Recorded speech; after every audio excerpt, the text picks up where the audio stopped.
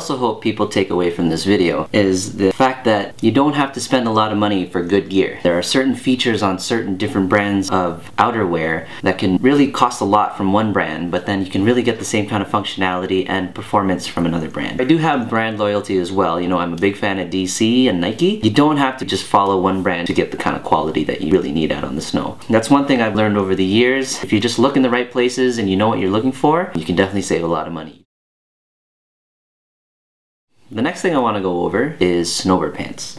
What you'll find is there's a lot of different kind of nylons out there, some softer than others. You'll find the higher price point pants to have thicker and stiffer fabric. That's what I prefer when I'm riding. Snow tends to just bounce off it a lot better. It also tends to be the warmer pant. If you're going to do a lot of spring riding or something later in the season where things get warmer, that's something you may want to reconsider. These pants are more geared for colder weather. My personal favorite, the Burton AK. This cost me about $200 on clearance. What you'll find is with Burton AK is they use Gore-Tex. That's a term you'll probably find a lot when you're shopping. It is a top-end brand for waterproofing. Okay, so they call it waterproof. It's not just water resistant. There are other names out there like Dry Ride, but Gore-Tex is the brand that is most recognized. That's why you pay premium for it. This is probably one of the best functioning pants that I own. One thing to look for in pants is something I find to be invaluable. I mentioned it earlier with boots. The inner layer has this hook.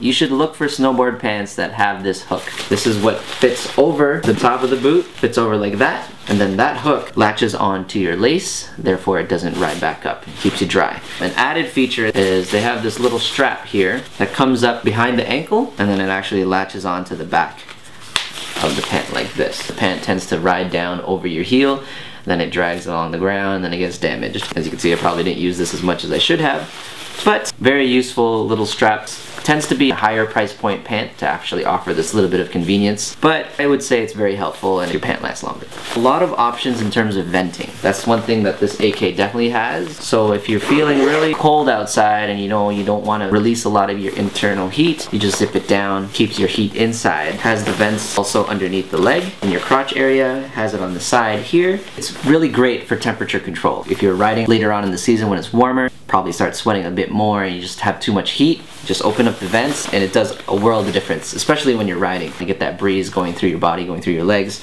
It definitely cools you off a lot quicker. Most pants have sizing straps inside the waistline. If it's a bit too baggy, you can tighten it up. Normally I wear medium, sometimes small, but I'll go medium large sometimes because I like the baggier feel when I'm riding. It's good to have adjustability depending on the size of what you're wearing underneath or if you end up putting on some weight later on. Good thing with Burton AK as well is if you do purchase the matching top, they're integrated with the pant. The inside liner of the jacket zips into the pant. There's no way snow will get underneath your waist and get you wet inside. These much more affordable Oakley pants, these are probably my second favorite. You got the waist adjustability, venting options. The inner liner of the pant leg has that very valuable hook. So this doesn't have that little strap. That's the only feature that these pants don't have. It still has that stiffer nylon that I prefer. I purchased this in Woodbury Outlet on my way to New York. This was $30. Nice color too. You can match beige with pretty much anything. For me personally, if you have a lot of pockets in your pants, the better. I like to carry a lot of stuff with me. I tend to not put anything in my back pocket. If you fall or when you sit down, you're gonna put a lot of pressure onto the back. Side pockets, I use those because if you fall, you tend to fall on your knees or you tend to fall on your bum.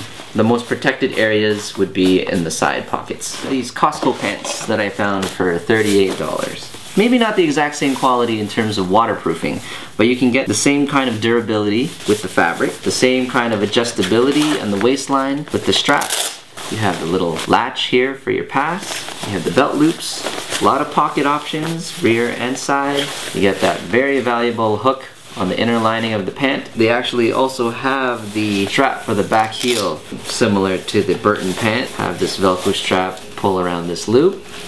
You got a lot of features in this pant.